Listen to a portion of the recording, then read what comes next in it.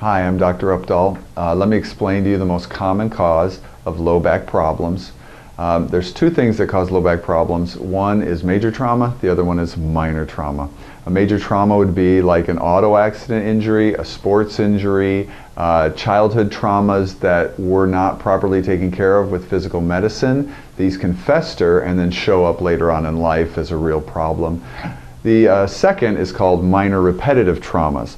Now, these are things like if you have a really physical job that's abusive, a lot of heavy lifting, twisting, things like that. The other one is if you sit all day, that puts a lot of pressure on those discs and the different joints in the lower back and can lead to low back pain. So the cause of the low back pain is inside either the disc. There's three parts. There's a disc, or there's tiny facets in the back. These are joints, the plates that line up. Those can get jammed, and they are really sensitive. I mean, if they're fully functional, they feel great, but the minute you start to jam or pinch or irritate one of those, they hurt really bad. That's the sharp stabbing pain you get, is in those facets.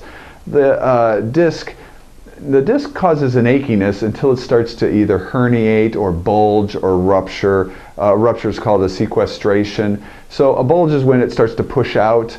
A herniation is when it actually pops and leaks fluid, and then a sequestration is when it leaks so much fluid it fills up all around the nerve, and that's excruciating. So, and then the nerve is the third thing. So we've got a disc, a facet, or a pinched nerve. And that's when the nerve starts to get irritated because of something that's going on around the disc or the facet.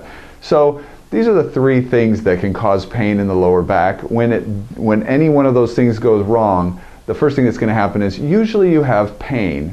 You're always going to have some stiffness, lack of movement, achiness in there. The joints won't move properly. And then the third thing is the muscles are going to lock down really tight. They're going to try and protect that area. And also they hurt. They become achy, sore, stiff.